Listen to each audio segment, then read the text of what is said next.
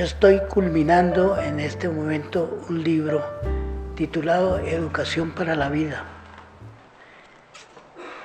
Y en realidad le di ese título porque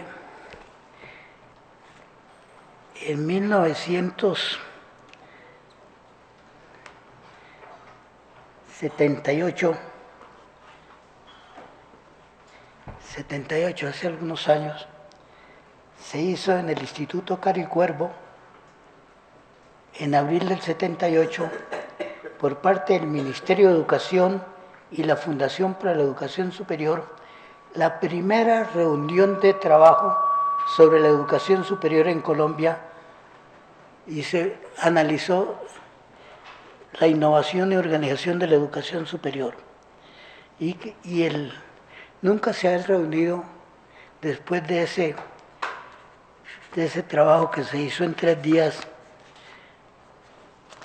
un grupo como el que se congregó en ese momento.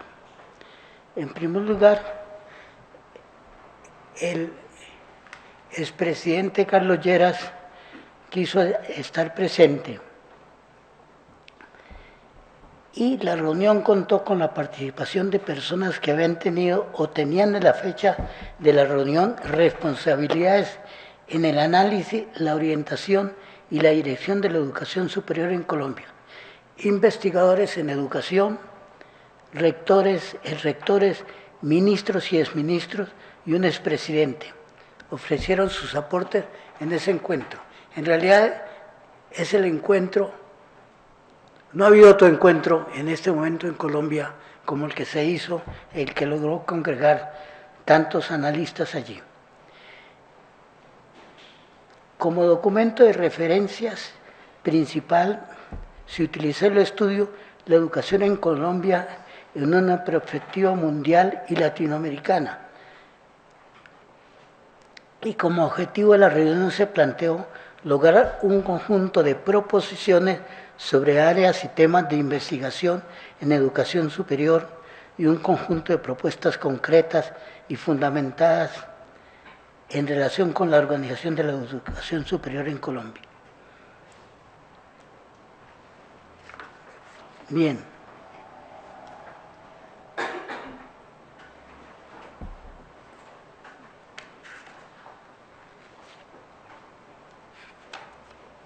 Entonces, se hizo todo análisis del sistema social colombiano y el aporte en investigación, docencia, extensión por parte del sistema universitario, pero analizando también el sistema de la educación postsecundaria y el sistema educativo formal. Estamos hablando, repito, en el año 78. En ese año se hablaba todavía de la educación, del sistema educativo formal. Después surgió fuertemente la idea del sistema informal en el proceso educativo, cosa que se va haciendo necesaria en este momento de nuevo en la etapa de posconflicto. Bien. El ministro de Educación en ese momento era Rafael Rivas, la viceministra de Educación, Doris Eder de Zambrano, y el viceministro de Salud, Luis Fernando Duque. Como ven, en realidad se miró la educación con los aportes de todos los integrantes, dijéramos, de la tarea educativa, pero también mirada, por ejemplo, desde el campo de educación.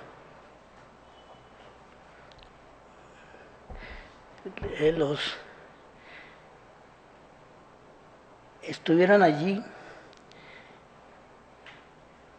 4 exministros de Educación. Octavio Arismendi, claro, son nombres de décadas pasadas, pero Alfonso Campo, Gabriel Betancur y Juan Jacobo Muñoz, ¿no? Asistió especialmente un directivo de CEPAL y de la UNESCO en ese momento, Germán Rama, y asistieron todas las unidades de trabajo vinculadas con la educación, con cultura, ICTs, con ciencias, IFES, etcétera, etcétera. Y los rectores de todas las universidades, Nacional, Valle, Santander, Norte, Caldas, Universidad Autónoma de Bucaramanga, Javeriana, etcétera. Y los directores de institutos que estaban vinculados con el tema educativo, por ejemplo, el Colegio Cafán, el EAFIT, etc. Y los organismos de planeación a nivel nacional. Bien,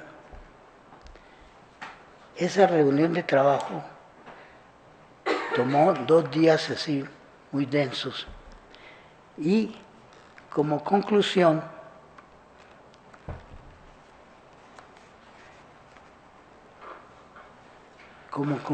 de esa reunión, hay un diagrama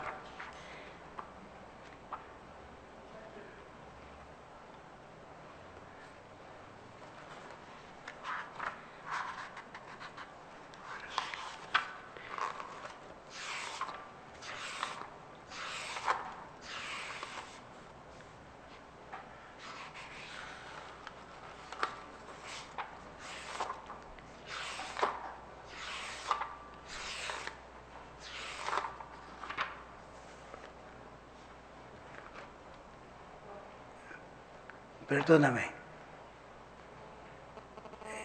Claro, yo me adelanté un poco bien, no importa, yo retrocedo porque aquí estamos en una manera muy informal. En realidad, el diagrama que les iba a presentar eran las funciones del sistema educativo definidas en ese momento, en el 73, por toda esta élite académica y política del país. Y la conclusión a la cual llegaron, las funciones del sistema educativo, ¿no? Aclarando bien, Ahí ya está en la televisión. ya está, fundamentalmente ese esquema. Si ustedes miran ese esquema, no hay un... No, pero ahí ve. Debe haber algún... Pointer. No hay, listo. Bueno, no importa. Aquí fundamentalmente, allá arriba se ve transmisión de conocimiento como responsabilidad de todos los niveles educativos, desde primaria hasta posgrado, ¿no? Desde preescolar hasta posgrado. Creación del conocimiento, responsabilidad fundamental del posgrado y el pregrado, es decir, del nivel universitario, y le dio una gran importancia ese grupo de trabajo al problema de socialización del conocimiento. Cómo se va a socializar y hacia qué áreas se dirige la tarea, ¿no? Y aún se le dio importancia a la selección y formación de élites para dirigir toda esa tarea de transformar el sistema educativo. Esa es la conclusión fundamental de esa reunión de trabajo. Estamos en la década del 70. Si uno mira en este momento, en la década que ustedes están viviendo, el enfoque tiene que ser mucho más, dijéramos, más ecuménico, más ecológico, ¿no? Del sistema de conocimiento, ¿no? Yo fui el relator general de esa reunión y como producto de ese trabajo hice ese documento. Yo le escribí ese documento, ¿no? ahí dicen en la parte inferior, a la derecha y abajo, Jaime Cruz. Está formando un grupo de trabajo bajo el nombre CLAES, ¿no? Que está dirigido a desarrollo de la educación superior, CLADES, ¿no? Entonces,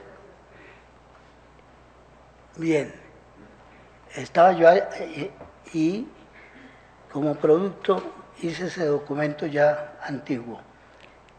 Cuando yo repasé el trabajo, me di cuenta de que el sistema educativo no podía estar solamente dirigido a lo que la élite en este momento veía como sistema de conocimiento.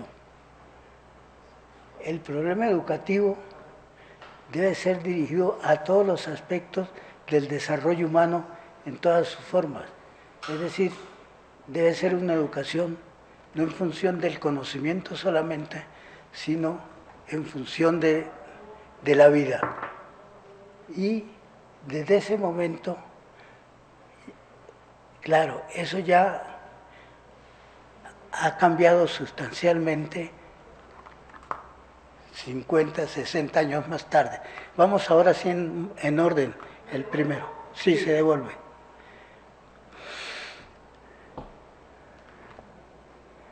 Este es el trabajo de la húngara Agnes Heller hablando sobre las necesidades humanas. Agnes Heller es bastante conocida en la literatura que se discute en el campo de educación superior. Ella escribió esto: las necesidades humanas trabajan sobre tres grandes grupos. Las necesidades existenciales, que permiten la vida, es decir, la Guajira está necesitando nutrición, por ejemplo. Nutrición es un elemento básico en una necesidad existencial. Entonces allí se enumeran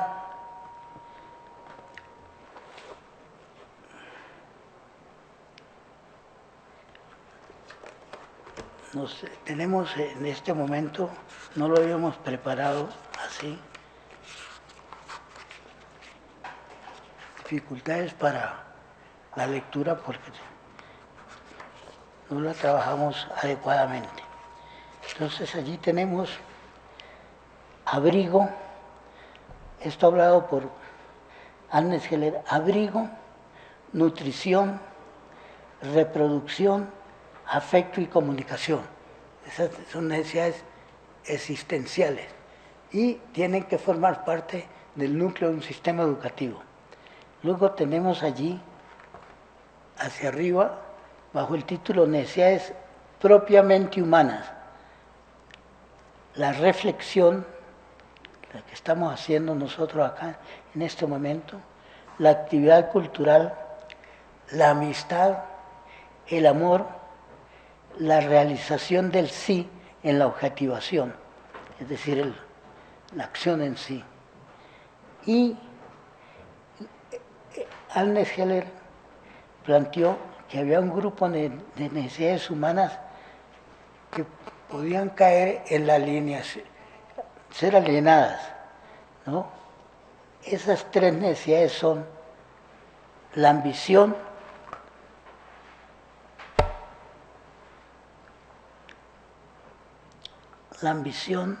la posesión y el poder. Es decir, que desde el punto de vista de nosotros como seres humanos, necesitamos esos, y lo podemos implicar rápidamente: nutrición, abrigo, etcétera, los sentimos en muchos territorios nuestros. Luego, las necesidades propiamente humanas, que es fundamental la responsabilidad de la educación, desarrollar esas necesidades, convertirlas en acción. Y luego, cómo manejamos nosotros positiva o negativamente la alienación.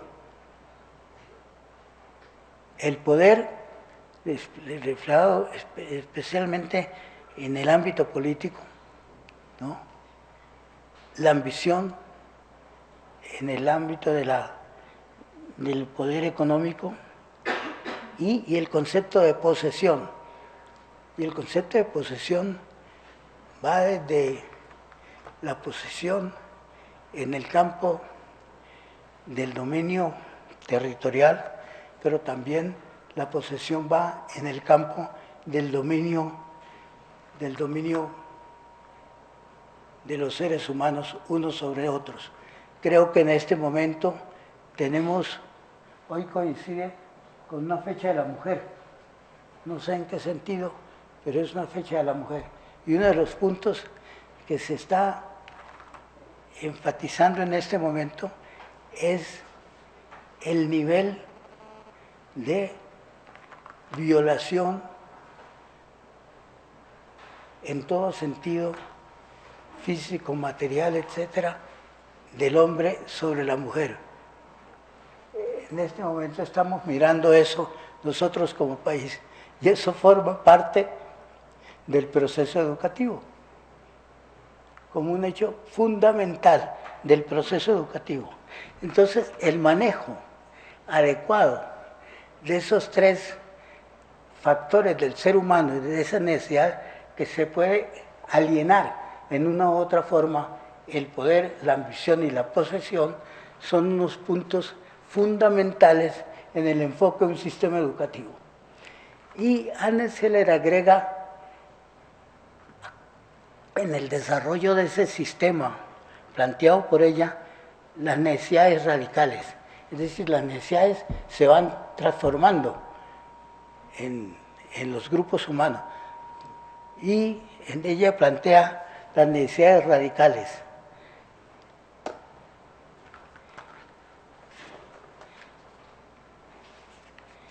Y es la parte allá que está en el extremo derecho, las necesidades radicales, ¿no? Y ella coloca como aclaración: la satisfacción de las necesidades radicales tiene como premisa la consecución de una sociedad sin jerarquías, sin opresión y sin explotación. Claro, está ya hablando de unas necesidades transformadas en una sociedad humana, es decir, sin opresión y sin explotación, unas necesidades radicales. Justamente en este momento, no la generación nuestra, que ya debe pasar a la historia, sino ustedes están responsables de crear su propio ámbito de necesidades radicales. Es decir, y muchos están planteando que la paz da la oportunidad de cambio de vida. Un libro que les aconsejo adquirir de esta misma analista, Anne Heller, es Para cambiar la vida. El libro Para cambiar la vida, porque aclara bastante ciertos objetivos de los cambios que hay que hacer, y que en este momento nosotros tenemos la oportunidad y la necesidad de hacer ese cambio. Este esquema no se alcanza a leer en sus elementos, pero es una lectura gráfica que yo hice de los derechos humanos en la Declaración de los Derechos Humanos de 1948. Lo único que hice es que, como estoy hablando alrededor de la vida, puse allá en rojo, en la parte inicial, los elementos básicos allá de la libertad, de la vida. Y aquí, en el otro extremo, como meta a conseguir una sociedad democrática en función de esa vida. Todos los otros elementos que hay ahí son copiados de la Declaración de los Derechos Humanos. Entonces, sencillamente, yo los ordené en ciertos objetivos, pero son los derechos humanos en su Declaración de 1948, Asamblea de las Naciones Unidas. Hay de advertir que para nosotros 1948 fue una fecha importante, ¿no? Decisiva. En 1948 se hace la Declaración de los Derechos Humanos en la Asamblea de las Naciones Unidas y eso nos da una pauta de trabajo en todos los países. Pero también en el 48 asesinan a Jorge Eliezer Gaitán, que justamente era una persona dedicada a crear una cultura política en la población. Es decir, buscar que la población manejara una visión política del país. Y la población total, la población, estamos hablando de Jorge Eliezer Gaitán, muy metido entre su pueblo. Porque claro, uno a través del poder, la ambición o la posesión, puede también crear ciertos objetivos políticos a su acomodo, buscando satisfacer ciertos intereses particulares. La ventaja o el aporte de Gaitán fue que se dedicó a tratar de crear una cultura política en la población colombiana. Año 48, alguien lo elimina. ¿Qué poder negativo acaba con esa vida? Bien, estamos allí, entonces aquí hemos puesto también en este documento la vida vector sustantiva de los derechos humanos, pero también justamente aclarando los puntos esenciales para ir desde un concepto de la vida hasta una sociedad democrática, ¿no?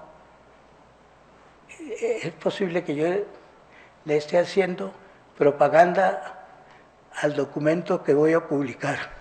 Entonces les advierto que el libro se llama Educación para la Vida y tiene todos esos elementos.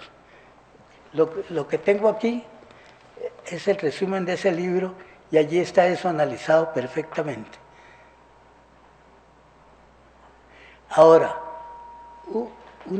algo curioso para ustedes como estudiantes universitarios, yo traté de colocar acá lo que llamo la ruta y las referencias de los derechos humanos, que surgen de la vida misma para ir a dar su plenitud en la parte derecha, plenitud y calidad de vida. Entonces, a la larga, de la energía y materia se fue dando un sentido de vida y la vida tiene algunos aspectos que son interesantes. Tiene una búsqueda de autonomía y de circularidad. Es un elemento importante analizar aquí para llevarlo a, ¿no? Lo que va generando diversidad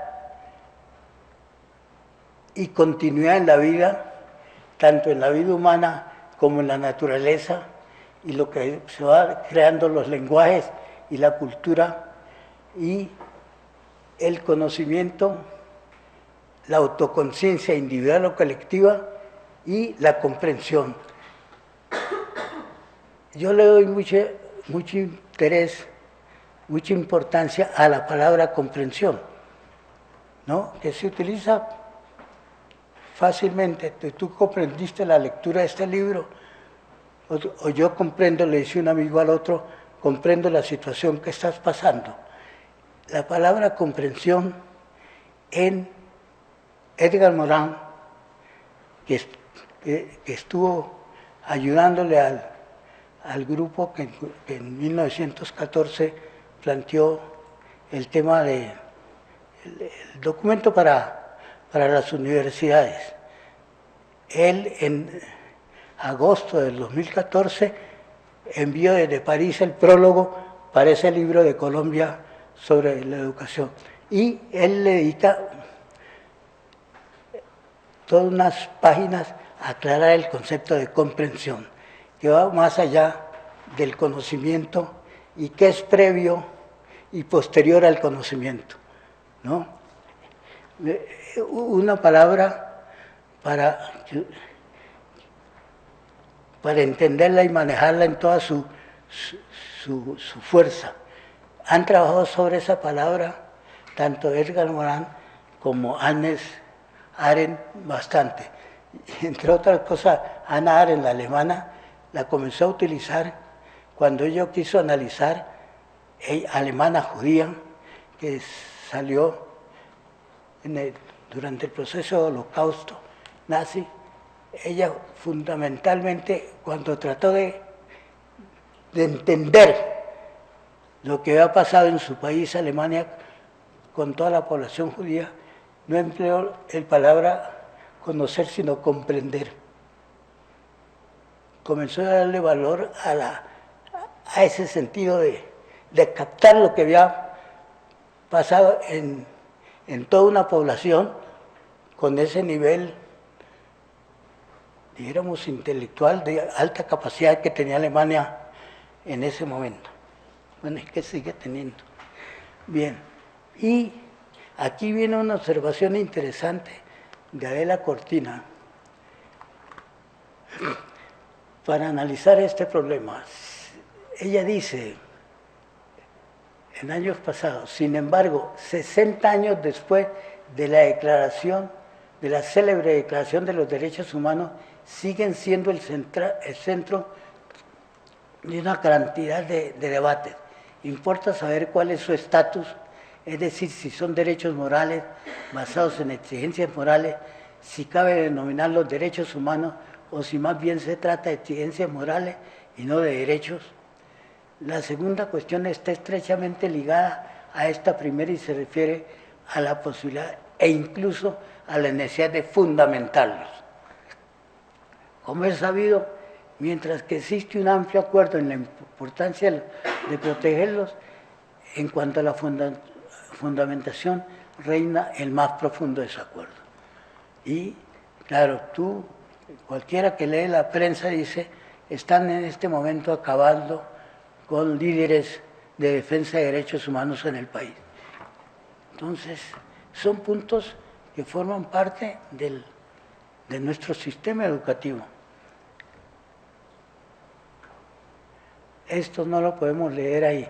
Esto es sencillamente el aporte que hizo Germán Rama, sociólogo uruguayo, miembro de CEPAL en ese momento, a la reunión de 1978, la primera que comentábamos.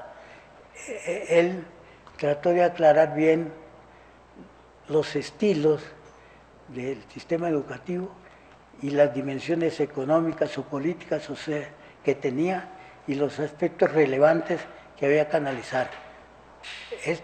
Él planteó cinco estilos en la reunión en la cual nos acompañó en 1978.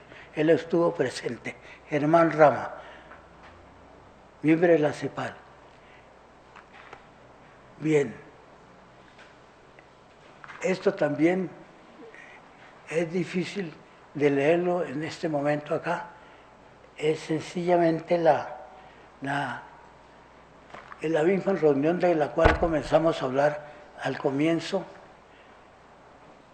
lo que se decidió en esa reunión, no importa.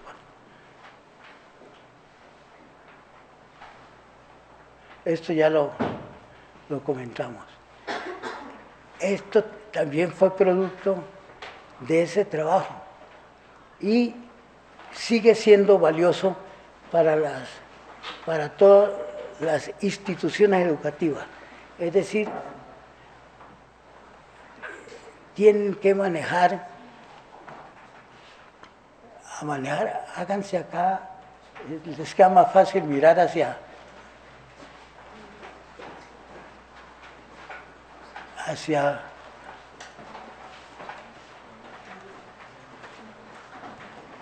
aunque se lee muy poco por el tamaño de las letras. En todo caso, una institución educativa. Si ustedes están como profesores de una institución educativa,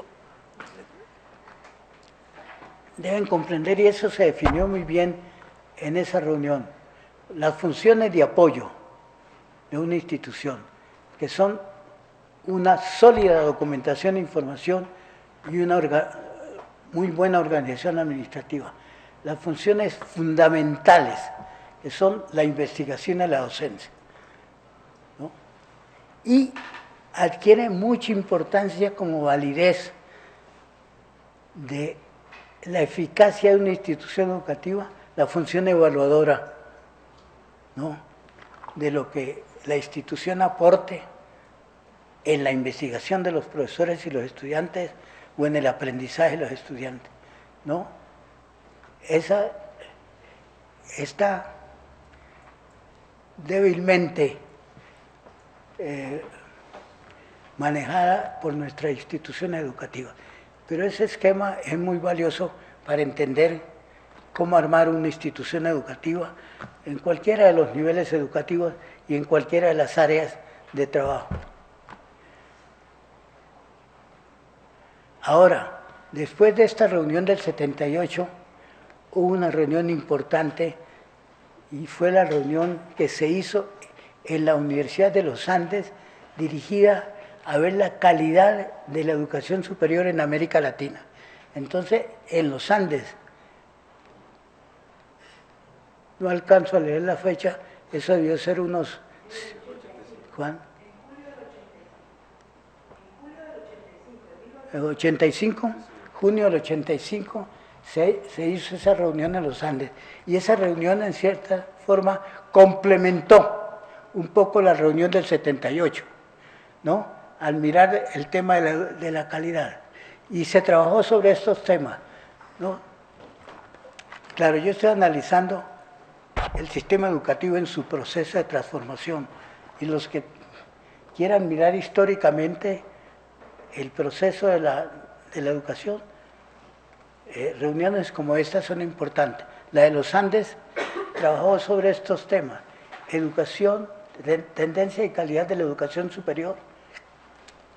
Respuesta: ¿es posible alcanzar y elevar la calidad de la educación superior en esta época de crisis económica? Que son temas que son válidos hoy, en el 2016. La educación superior y el trabajo en América Latina. Transición estructural y calidad de la educación superior en América Latina. Calidad y democracia en la enseñanza superior. Un objetivo posible y necesario. Estos pues son los mismos temas nuestros en la educación en este momento.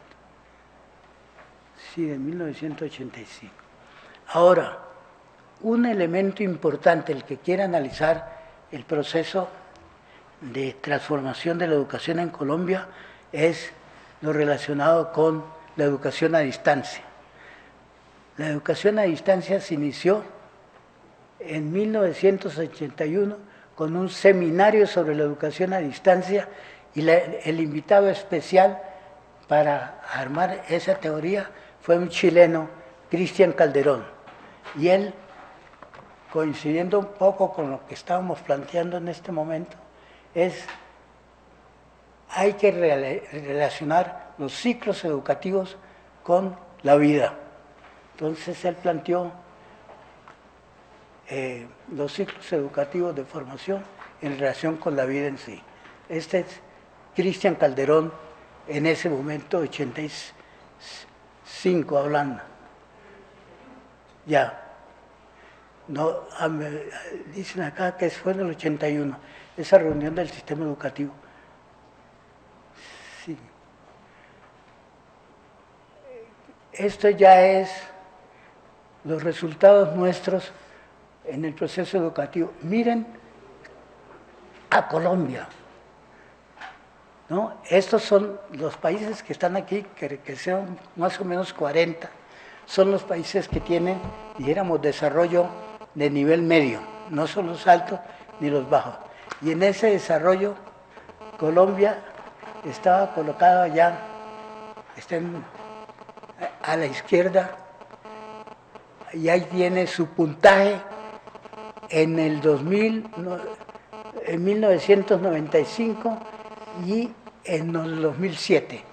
Y nosotros nos alegramos enormemente al ver esa gráfica, porque fueron 7 u 8 países que lograron ascender desde el punto de vista, esto es enseñanza de matemática apenas, desde el punto de vista de matemáticas, entre esos años, 1995 y 2007. Nosotros ascendimos de un puntaje, no recuerdo la cifra, 338 o algo a más, pero es porque estábamos allí, en ese nivel, pero ascendimos.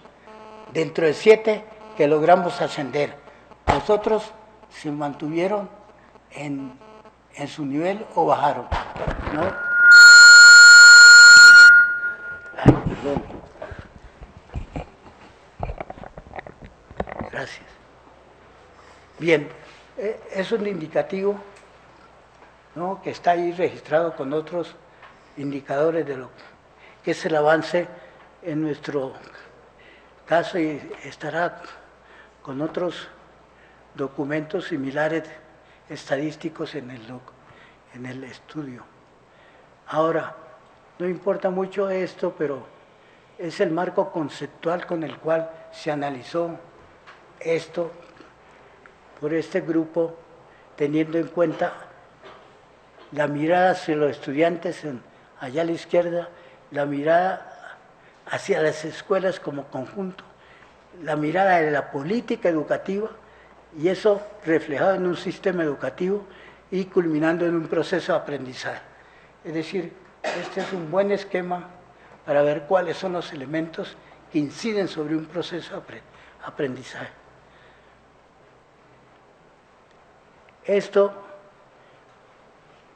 es un documento que fija la orientación del estudio que estamos haciendo sobre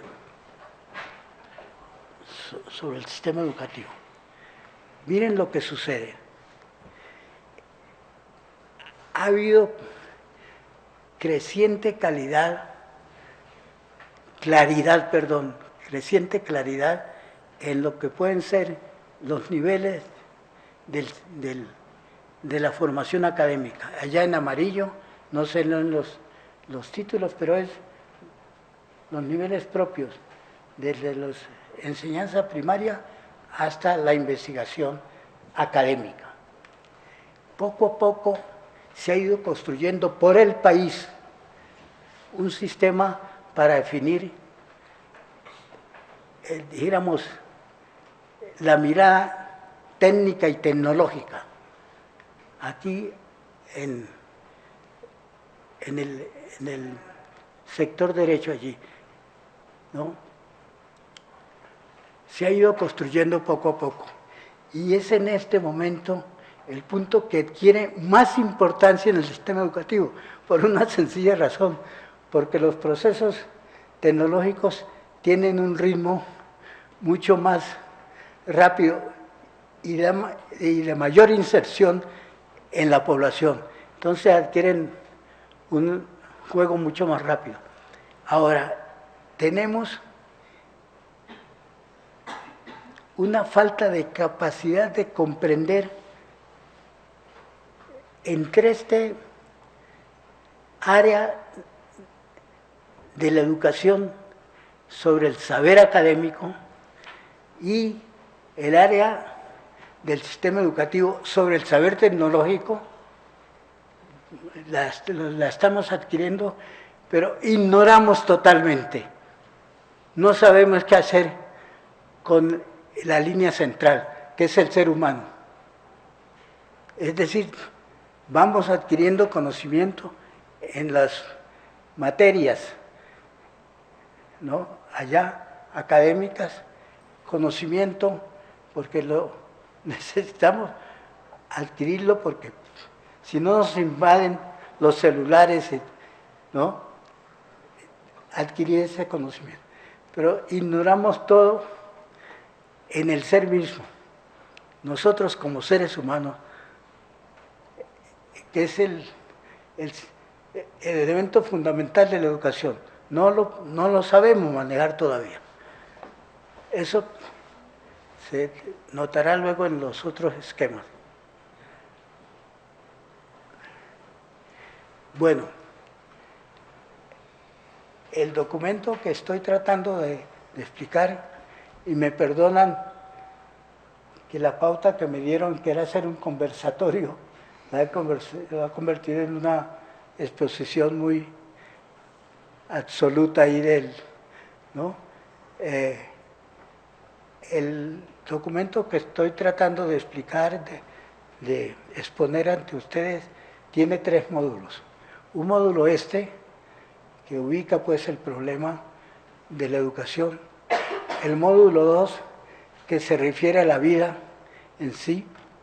Y el módulo 3 es la situación actual.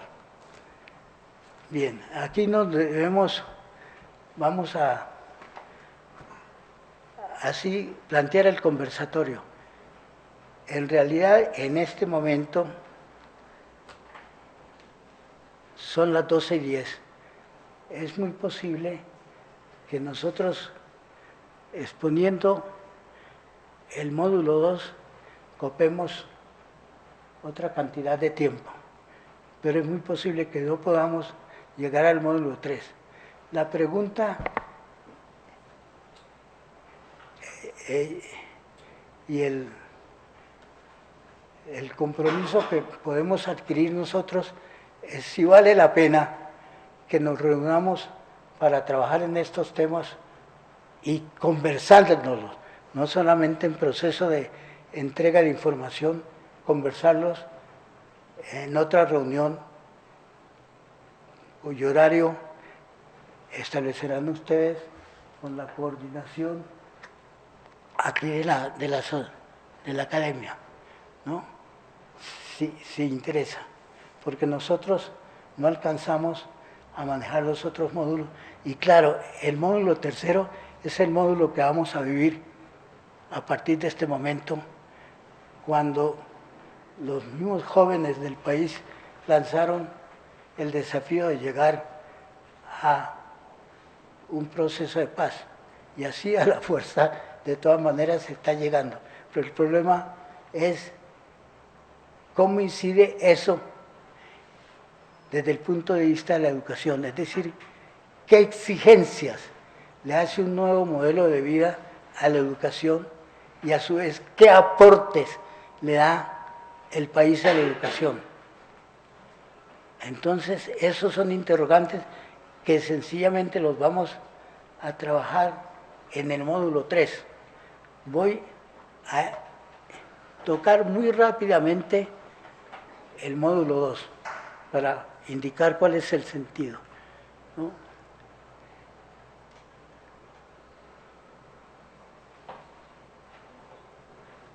Perdón, sí, déjalo ahí. En este momento, ¿qué estamos viviendo nosotros? Unas revoluciones tecnológicas. En 1971, la revolución industrial fue básicamente en los textiles. En 1929, las máquinas de vapor y el ferrocarril. En 1975, la ingeniería.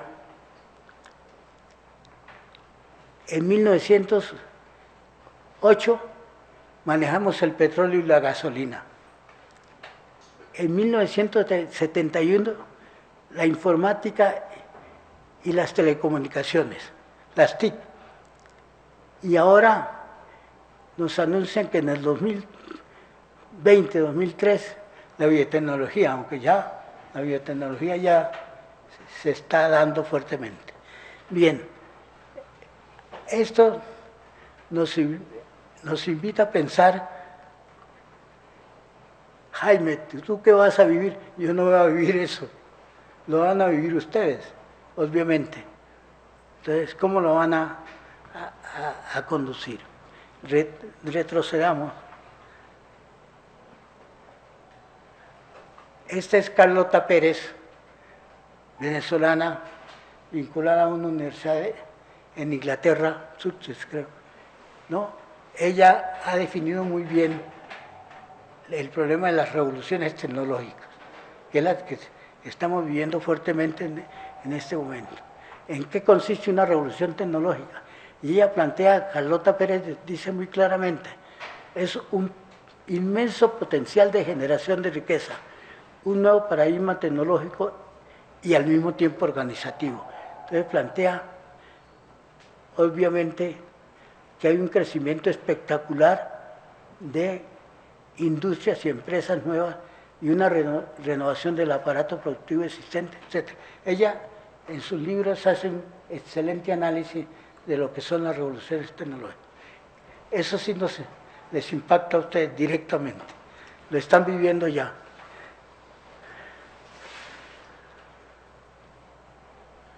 Bien, ese es el esquema que hace ella misma de las diferentes revoluciones tecnológicas, llamando revoluciones esos cambios paradigmáticos en todos esos procesos. Ahora bien, nosotros tenemos una riqueza en los Andes, ¿no?, que nos coloca en una oportunidad y un compromiso, porque nosotros tenemos una diversidad andina una diversidad muy especial. Ahí están ciertas condiciones de diversidades.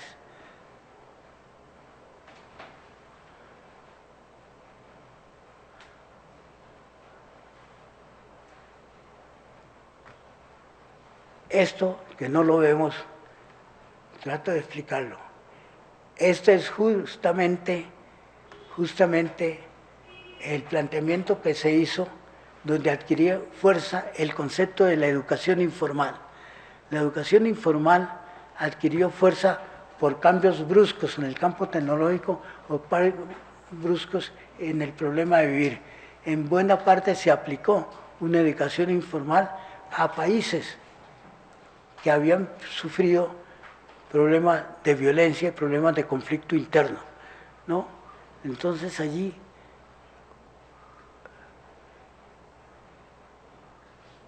surgió la educación no formal para atender problemas, bueno, el problema es que tenemos que atender nosotros en este momento.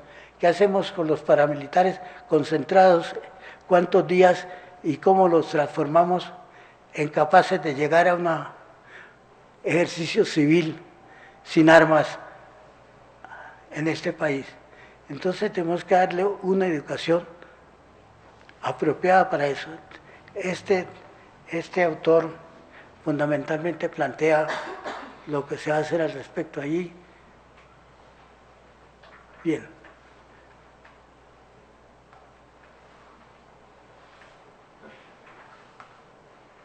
Ahora, tratando de racionalizar esto, obviamente nosotros tenemos una cultura, allá a la izquierda señalada con sus componentes, una organización social que se maneja a través de esa cultura, de un poder político y una producción económica. En este momento los debates de nuestros dirigentes en este momento están planteados girando alrededor de poder político y producción económica. Pero el problema que tiene el país es que las culturas son muy diversas. Si nosotros nos metemos al Amazonas, o a la Guajira, o al Chocó, tenemos que trabajar con culturas muy diversas en este aspecto. Y entonces habrá que ver cómo miramos esas organizaciones sociales, cómo miramos los proyectos adecuados y en función de qué propósitos. Y claro, el territorio nuestro es muy variado y la población es muy variada.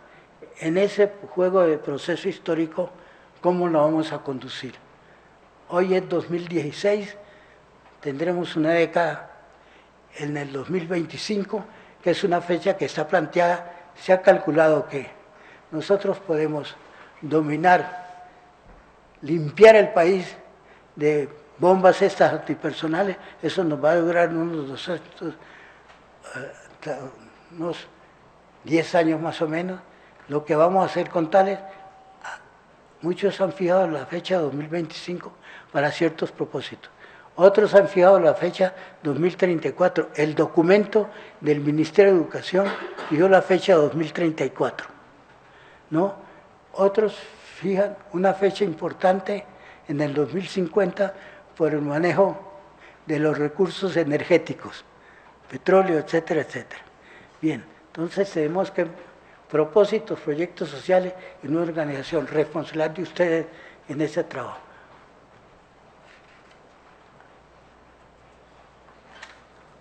Bueno, esto se refiere a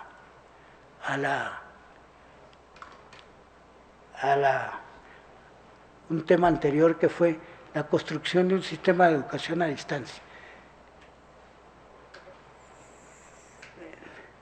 Este documento del SENA, ahí en pequeñas letras a la mano derecha, se lee Jaime Cruz Rincón. Yo acompañé al chileno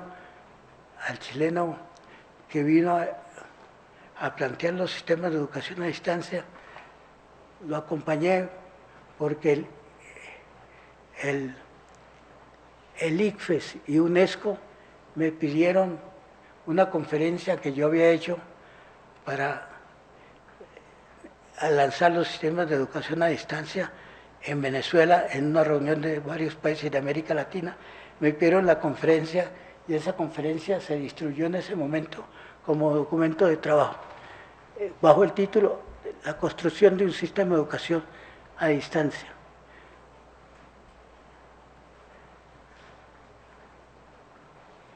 Y justamente el SENA, hay una cosa importante en el país.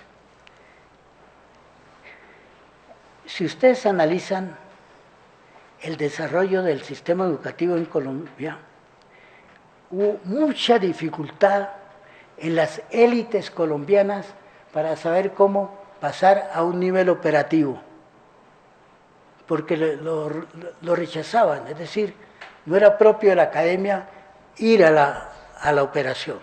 Y eso está analizado en varios análisis de tipo educativos. Bien,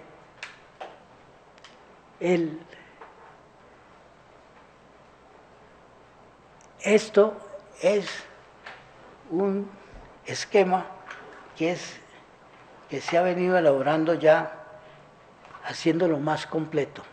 Ustedes vieron el esquema anterior, que era un esquema todavía incompleto. Aquí tienen una propuesta.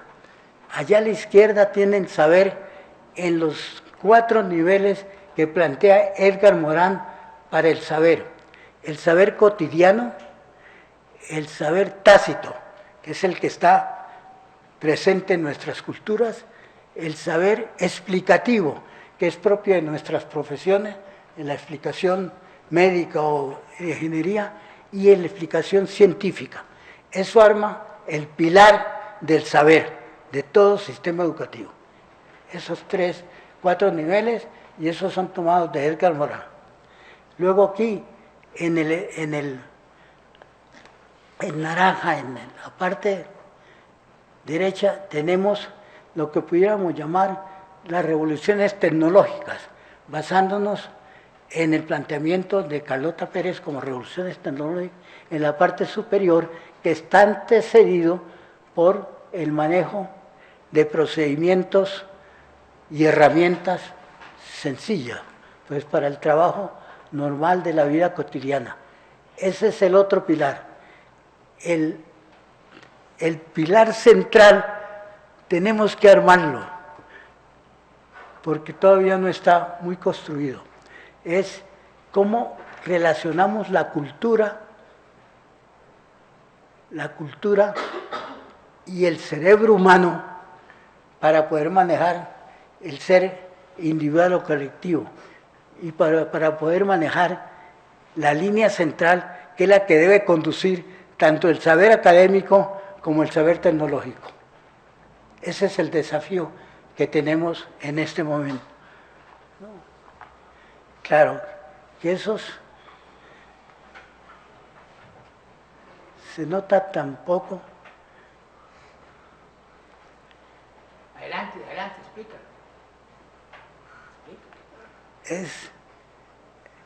Allí están los elementos. Una cosa así, una nube gris que se ve en la parte superior allí, es el cerebro, ¿no? Si ustedes tienen que relacionar el cerebro, desde el anterior, el cerebro con la cultura, y las culturas son variadas en este país. Nuestra diversidad cultural es muy variada. Entonces tenemos que armar el cerebro con las culturas. Ahora sí tenemos un buen desarrollo neurocientífico en el país. Hay personas como Ginás, hay una persona que uno lee con mucho interés, es Ani de Acevedo, creo que llama en la prensa, trabaja bastante en el... Y en realidad el país ha venido desarrollando el concepto neurocientífico. Entonces ya lo que es la articulación del cerebro y las culturas diversas nuestras de nuestro país, ya podemos comenzar a manejarlas. Bien, allí tenemos lo que es la estructura de nuestro sistema educativo. Ahora la pregunta es, ¿ustedes se han dado cuenta la articulación que existe entre el Ministerio de Trabajo con el SENA, que maneja cierto desarrollo tecnológico, con el Ministerio de las Comunicaciones y la tecnología digital, con el Ministerio de Educación, que maneja el saber académico? Y la pregunta es, ¿tenemos articulado el sistema educativo en el país? Podemos reunir fácilmente a la ministra de Trabajo con la ministra actual de Educación, que se está pues posesionando, y articular cómo armar el sistema educativo en el país, que son esos tres sectores: la academia, la tecnología vista a través del SENA y la tecnología digital vista a través del Ministerio de Comunicaciones. Sí, algún momento se han reunido, sí, en algún momento se han tratado de reunir, pero todavía siguen exponiendo sus políticas, cada una por separado. Mire el desafío que tenemos, porque buena parte del desafío que nosotros tenemos en las políticas públicas es que tenemos desarticulados los diferentes organismos de trabajo. Bien, ese es todo un reto. ¿Cómo armamos eso en el país?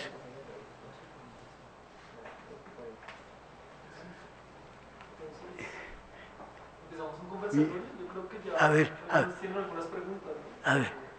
Comentarios. Ok. Adelante, perfecto. Bueno, ¿Hay alguna otra cosa? No, ya basta, ¿no? Ya, sí. Bueno, justamente de ahí en adelante viene el módulo 3, que son el desafío que tenemos nosotros.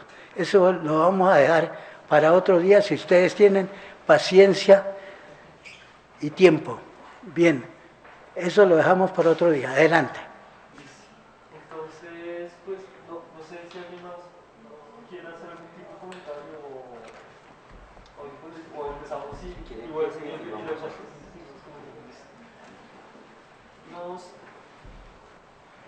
efectivamente, bueno, tengo varias preguntas. Tal vez la primera, quisiera... Sí. Acá está prendido, ¿no? Sí. Entonces, la primera pregunta quería enfocarla acerca de, efectivamente, la columna principal del sistema educativo debe ser la vida, la cultura, el desarrollo de las capacidades humanas, y efectivamente en los extremos tenemos el saber y el saber hacer. Muy ¿sí? bien. El saber lo tenemos como una visión académica, Ya. y el saber hacer como realmente el ejercicio de crear, ¿sí? En este caso, usted lo muestra a través de la tecnología, ¿sí? Mi pregunta es, ante la gran diversidad cultural que, digamos, existe en países como Colombia, ¿sí? Sí. E incluso la poca capacidad que tienen estas culturas, por ejemplo, la poca cantidad de cupos que se le asignan a personas de comunidades indígenas, afro, al acceso a la educación superior, ¿sí? ¿Qué posibilidades tienen estas culturas de acceder a este sistema educativo? Y por otro lado, ¿qué posibilidad tiene o qué posibilidad les brinda el sistema educativo para que estas culturas no se acaben? Porque el sistema educativo en la educación superior, como yo lo concibo, es un sistema educativo de competencia, ¿sí? En el cual prima la eficiencia en el sentido de quien saque las mejores notas, quien obtenga calificaciones más altas, va a ser la persona que tenga un mayor reconocimiento académico y que incluso va a conseguir mejores oportunidades en el mundo laboral, ¿sí? Eso es como yo lo concibo. Entonces, en mi opinión, la diversidad cultural tiene, en estos momentos tiene muy pocos escenarios donde puedan entrar al sistema de educación incluso público, que es el que se supone deberían estar, ¿sí? Y dos, el mismo sistema ante una dinámica de competencia en la cual el que tiene un mayor reconocimiento académico es el que obtenga la mejor nota, deja de lado muchas de las capacidades humanas que se deberían desarrollar dentro del sistema de educación superior, ¿sí? Lo digo porque yo soy universitario, ¿sí? Yo entiendo que dentro de dentro de todos los que estamos acá, el que tenga mayor nota siempre tiene algún tipo de reconocimiento, pero no necesariamente el que tiene una mejor calificación es el que es más persona, ¿sí? Y eso es lo que me he dado cuenta, o sea, hay gente que puede acumular mucho saber y que incluso puede ser muy bueno creando cosas, ¿sí? Y puede crear mucha más tecnología y puede desarrollar mucho mejor aptitudes técnicas, ¿sí? Pero en el caso de ser persona y desarrollar incluso un pensamiento complejo, en palabras de Edgar Morin, ¿sí? Se quedan cortos porque el mismo sistema educativo ha primado la eficiencia sobre la misma complejidad de las relaciones humanas, o sea, que realmente el ser humano, en toda su complejidad, en todos sus aspectos culturales, sociales, políticos, se ha relegado por una visión de la educación superior mucho más enfocada hacia la eficiencia, hacia la técnica, ¿sí? Y hacia el crecimiento económico. Entonces, esa es mi visión, ¿no? ¿Y a quién le está usted lanzando esa pregunta? No, o sea, quisiera preguntar, digamos, ahorita todas estas oportunidades que se abren, ¿sí? Ya. En su opinión, ¿cuál cree que deberían ser los retos del sistema educativo que, digamos, se va a transformar con este proceso de paz, con un escenario post-conflicto y demás, el cual garantice, digamos, la supervivencia cultural de estas poblaciones? ¿O usted cree que el sistema de educación actual como está brinda esas oportunidades? Bueno, veamos un intento de respuesta. Sí.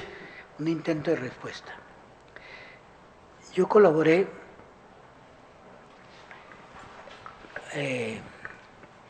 con lo que se llamó el Grupo Andino, tomando sede principal a Lima y Ecuador, a Lima y en Perú y Ecuador en ese momento. Y la conclusión es armar de inmediato algunos observatorios que permiten observar las diferentes formas de cultura, mucho más en Perú y Ecuador por la mayor fuerza cultural. Ahora, hay que recordar que sin lugar a dudas estos países trabajaron con un enfoque multicultural. Los países andinos comenzaron a trabajar con un enfoque multicultural. Lo importante es entonces armar observatorios para cada cultura. No queda otro recurso. Armar observatorios para tratar de comprender en cada región el tipo de cultura, el tipo de personas, el tipo de comunicaciones existentes en ese sitio. Entonces, allí, en el grupo, olvidé el nombre, SAMI, Servicio Andino de Migraciones Internacionales, de estos países, nosotros propusimos armar estos observatorios, ¿no?, para facilitar la vivencia multicultural en esa región. Ese es un punto y así se trabajó. Y por eso en el documento que estoy elaborando hay fundamentalmente una propuesta de observatorios regionales, ¿no? El chico que se acaba de ir ahí, que es economista con fuerza en finanzas, con él entregamos para una de las regiones de los llanos, ¿no?, una propuesta de observatorio allá. Y está justamente planteada aquí en estos escritos, como observatorio. Eso es una respuesta parcial todavía. Tratar de observar las culturas y buscar que los organismos nacionales le den importancia a ese estudio de diversidad cultural y traten de establecer políticas que respeten esas diferentes entidades y las traten de poner en el terreno. Ahora bien, no es fácil. Yo escuchaba ayer al Senado discutiendo las políticas en relación con la defensa, y había justamente representantes ahí indígenas que le decían al Senado que justamente las directivas del mismo Senado, es decir, del grupo allá, ¿no?, justamente no tenían en cuenta la fuerza de ellos y la importancia de que, pese a representar una minoría poblacional, debían tener presencia, es decir, buscar que los diferentes niveles de decisión y políticos se permita el mostrar esas culturas, es que ellas manifiesten sus necesidades y propósitos. Esa tarea es difícil, pero se puede comenzar, ¿no? Y yo tengo esperanza de que la mentalidad de la juventud que en este momento se está moviendo en el país, porque tiene acceso de por sí a una información más valiosa a veces que la información que reciben en las aulas, por su capacidad de comunicación y capacidad de acceso a información. Entonces, por lo tanto, tienen la información para plantear políticas y plantear debates, ¿no? Porque hacer manifestar las diferencias culturales no es fácil. No es fácil. Porque la alimentación en los guayú, en toda la zona, se ha presentado en dificultad por comprensión de cómo baja una institución de salud y cómo conversa esa institución de salud, pese a que tenga intención de acertar con la cultura guayú. Esas conversaciones son difíciles, hay que buscar formas de trabajar en ellas. No sé, bueno, parcialmente te oriento un poco, pero la iniciación es tener observatorios que manejen esa información y esas culturas. Yo agregaría una cosita también, y es que esos observatorios en este momento van a tener que hacerse de inmediato, porque es que en este momento ya, digamos, el país va a sufrir una apertura que ya podemos ir a esos sitios que estaban vedados de cierta forma, y esas personas que están allí, que en muchos casos han sido desalojadas, han sido desarraigadas de su propia región, pues en este momento van a tener la posibilidad de volver a sus sitios, de seguir con su cultura y tratar incluso de llevarlos de las poblaciones a donde han sido desalojadas nuevamente a su territorio. Aquí vemos cantidad de gente que está en el centro tratando de buscar una vida que no es la de ellos, cuando podrían estar allá en la Primavera, en Santa Rosalía, en Nueva Antioquia, en los sitios del Bichada, con su cultura, pero además con un apoyo gubernamental que les permita tener una educación para su sitio, para su propia vida, y no una vida que está llevando aquí viviendo en unas condiciones totalmente infrahumanas.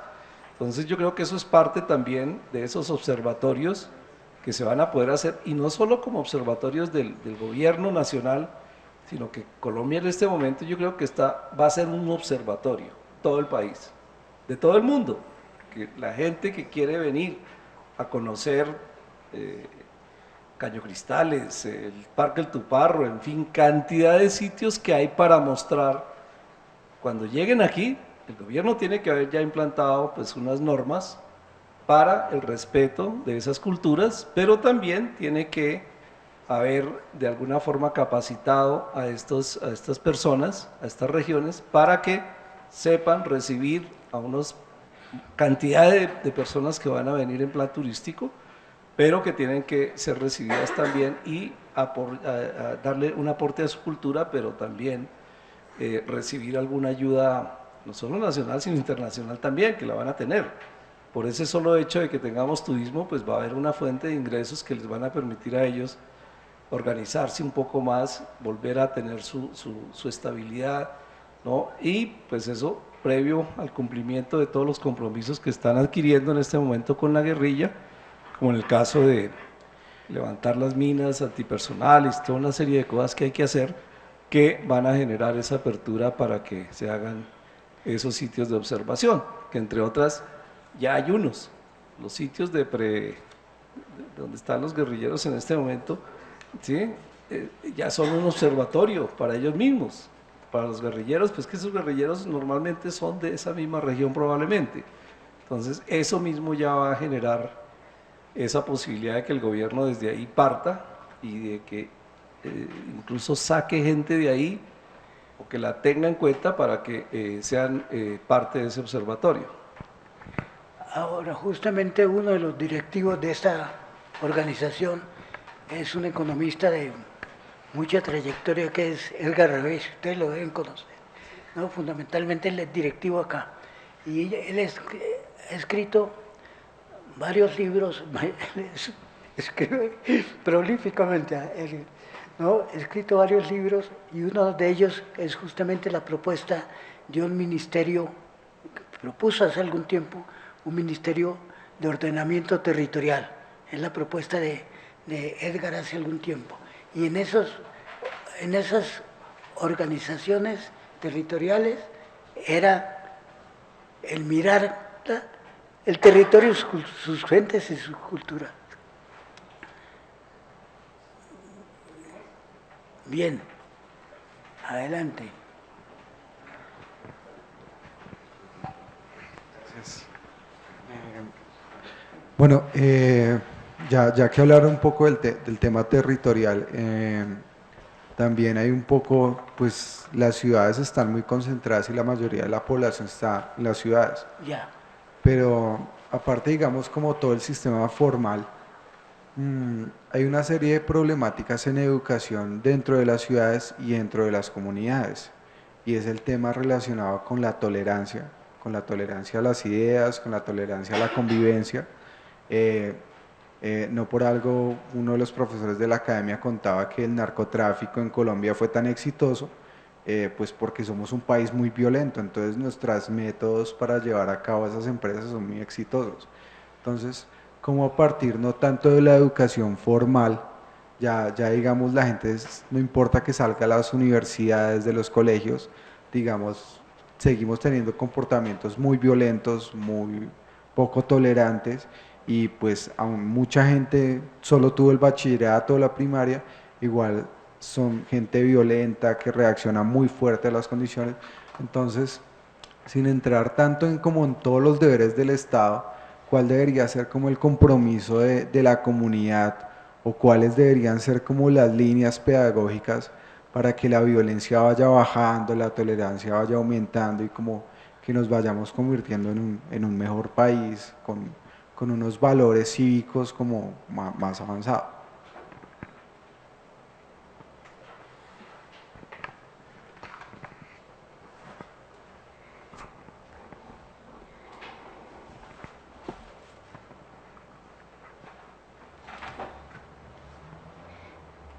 Yo estoy leyendo este libro justamente buscando tener una respuesta a tu pregunta.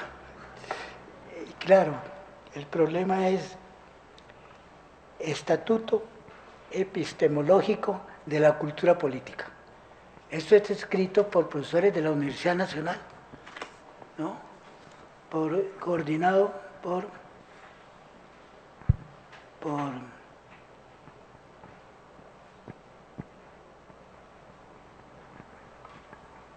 perdón, léeme ahí los autores. En algo eso. Léelos en alta voz ahí. Sí, se llama la colección Gerardo Molina, Óscar Mejía Quintana, director del Grupo de Investigación Cultura Óscar Política, es el que hay que ponerle atención. Eso. Y están Paola Rodríguez, Sergio Ángel, Ivonne León, Pablo Reyes, Tatiana Giraldo, Laura Moreno y Carolina Castro. Eso. Y eso es reciente, 2006 más, creo. Es reciente. Facultad de Ciencias Políticas.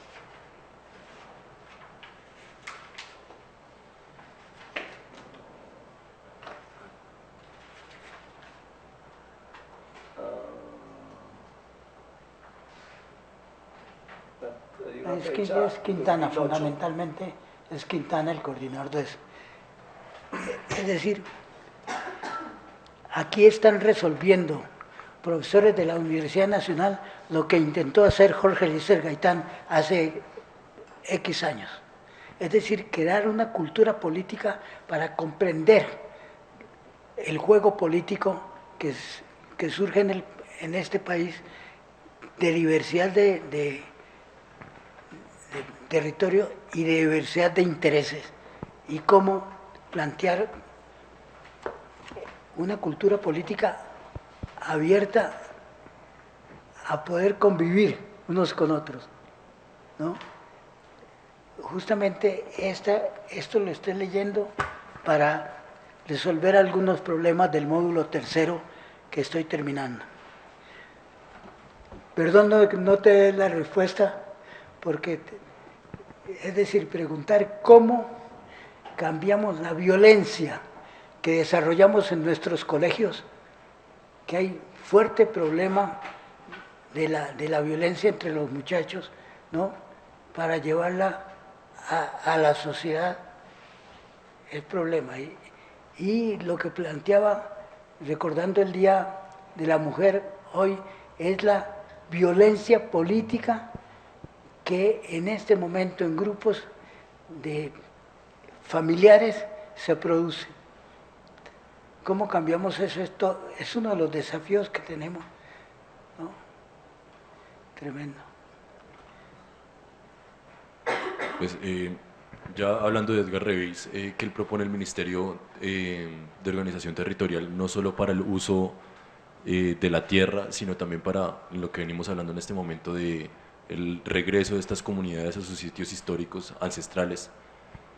Él expone una preocupación ante lo que él describe en un libro que sacó hace poco la Academia sobre la cooptación por parte de fuerzas de élite que intentan manejar cada una de las cosas respecto a sus propios intereses. ¿Cómo hacer que esa educación para estas comunidades que vuelven a sus sitios ancestrales sea para una reproducción de esa cultura y no para una reproducción del capital? Bueno,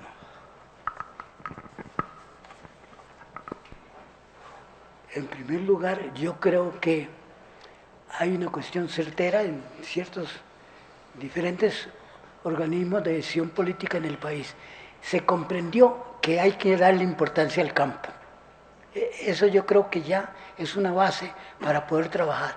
Hay importancia al campo, entonces se ha hecho censos, se ha trabajado por mirar el campo. Eso es positivo.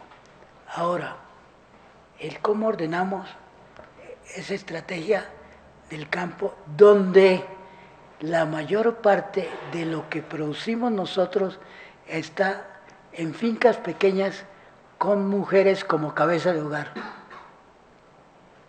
Entonces ahí viene el problema, ¿cómo estamos manejando la economía de producción allá en las fincas pequeñas o en las grandes? La discusión sobre las, ¿cómo se llaman estos? ¿Sidre? Sí. ¿Cómo manejamos estas zonas, ¿no? Y cómo las podemos producir y quiénes son los que van a utilizar eso. Es decir, hay interrogantes, pero hay interés. Es decir, el campo en este momento es un terreno de trabajo y de pensamiento para todos nosotros, para ustedes, es cuestión. Ahora, el cómo se relaciona eso, porque nosotros hemos tenido organismos actuando sobre el campo donde se presentaron problemas de corrupción tremendas, ¿no? Entonces, ¿cómo transformamos esos organismos? Bueno, el campo es un punto de compromiso y de interés en este momento. Ahora, es una pregunta así que hay que comenzarla a desarrollar. Pero lo importante es justamente, perdón, repito, yo tengo fe en que ustedes tienen el interés, el compromiso con ustedes mismos de dar respuestas a todos estos temas. Entonces, es cuestión de organizarse para eso, ¿no? Al final que a ustedes, la juventud se organizó en la Plaza de Bolívar con un campamento para defender la paz. Ahora el problema es que se hace en cuenta que el problema post-conflicto y el problema de construir realmente la paz es toda una tarea posiblemente más compleja que la misma firma de la paz. Bueno, yo voy a leer una cartica que me encontré ahí entre todo ese papelero que tengo, para ver que los problemas no son fáciles. Me llegó esta carta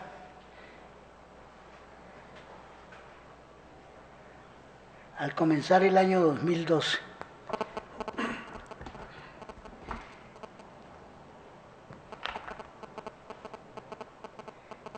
Una invitación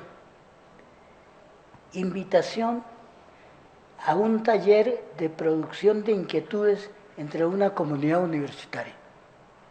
Y el título desafío que me daban en esa invitación. Invitación a un taller de producción de inquietudes entre una comunidad universitaria. Esto viene del Tolima. Reciba del Tolima un afecto saludo e invitación a Ibagué. Lo anterior a partir de su trayectoria en el sector de la educación y ante la profunda crisis de los valores que han llevado a la universidad pública del Tolima a convertirse en una institución de problemas, sin rector, sin decano de la Facultad de Educación, sin una sola patente registrada que pueda ser muestra de eficientes procesos de investigación. De esta manera, la invitación a que nos ayude a confrontar de manera polémica la realidad regional desde una universidad pública. El esquema de su visita será cumplido en 2 días. En el primero se conocerá la mesa de trabajo que procura incidir en la elección del nuevo rector. Durante el día se celebrará el acto central, un taller con el estudiantado, por usted presidido y con la coordinación de un profesor de la Universidad del Tolima, ingeniero agrónomo total, profesional en ciencias sociales, etcétera, etcétera. Propongo como fecha la siguiente, pudiendo escoger usted la que más común, ¿no? Luego los gastos de desplazamiento, etcétera. Es problema 12, 2016, y hace unos 5 años. Me plantean esa pregunta. En la Universidad del Tolima, universidad pública. Bueno, esa es la pregunta que todos tenemos en muchos aspectos. Es decir,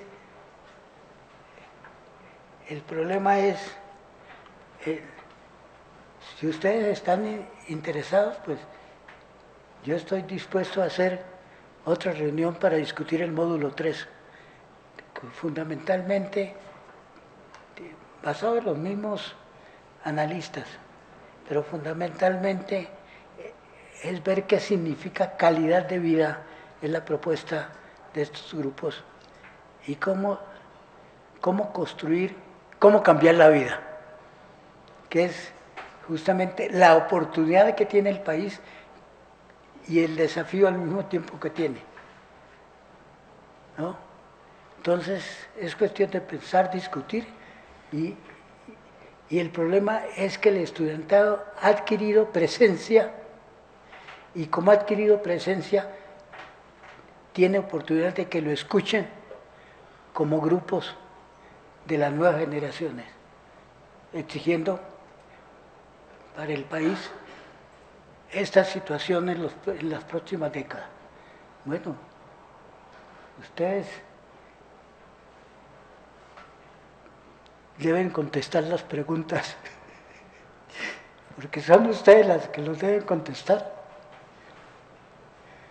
En lo que yo les pueda acompañar, con el mayor gusto. Bueno, les agradezco la paciencia, ¿no? La paciencia, me perdonan un poco el desorden en los papeles que tengo porque estoy ordenando documentos, pero estoy en el mismo desafío que tienen ustedes, es decir, tratando de pensar cómo construir una cultura política que se suspendió como creación en el país. Yo lo digo, lo coloco en una persona como por el asesinato de Gaitán destruimos un líder de transformación de cultura política. Hay que producir nuevos líderes en ese aspecto. ¿Cómo crear una cultura política?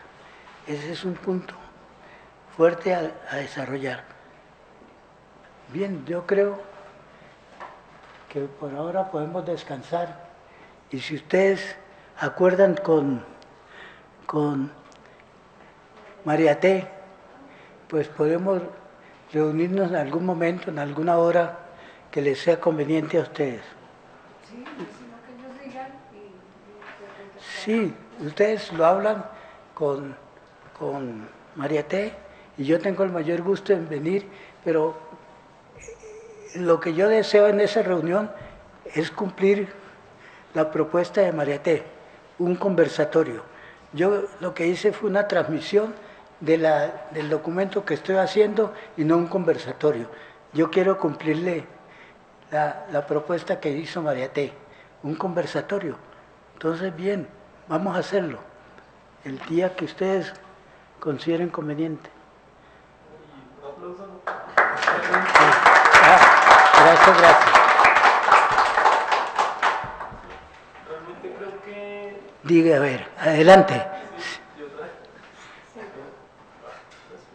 Realmente creo que para nosotros como estudiantes, las oportunidades de tener conversatorios donde nosotros incluso podamos discutir nuestras dudas respecto a una educación para la vida, ¿sí? Que son muchas las que tenemos, ¿sí?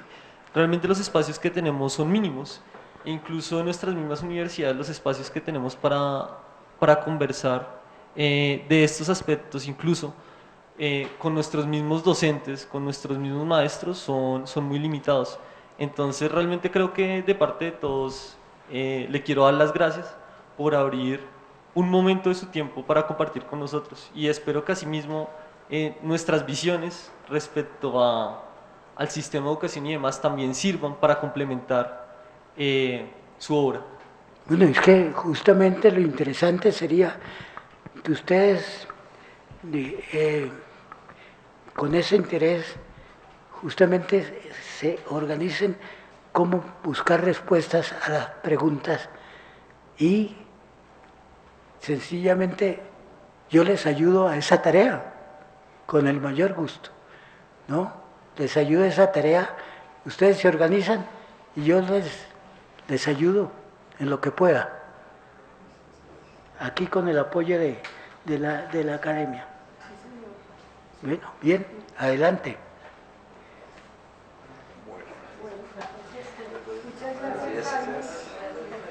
Bueno.